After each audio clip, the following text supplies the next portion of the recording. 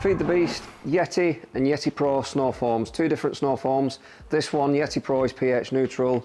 Yeti Original has slightly stronger detergents. It's not safe for your ceramic coatings. So if you're ceramic coated, you want Yeti Pro. Just going to quick talk through how to use it. Nat is already applying it on his vehicle, so we'll pan to him and we'll have a look at how it's done. So you want to get your snow foam lens, dilute this 1 part snow foam to 10 parts water, so you pour it in around about 1 inch in the bottom of your lens. Top it up. I like to use warm water, you can use cold water, it's fine. Attach it onto your lens and then literally spray it all over your car.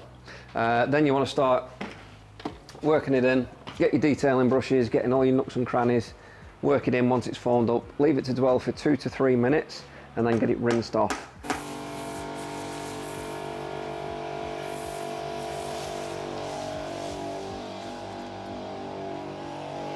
Okay, so the product has been applied. Now you want to get your brush. It's been sat dwelling for 2 to 3 minutes. You want to work it into all your nooks and crannies, around your door rubbers, that kind of thing. This keeps on top of your car. This is general good vehicle maintenance. Work it in, have a look for any bits of moss built up in these sort of areas, and then give it a good rinse off, and it's as simple as that. Right, so the product has done its work now. It's lifted the loose dirt. It's ready to be rinsed off. That's just going to demonstrate now.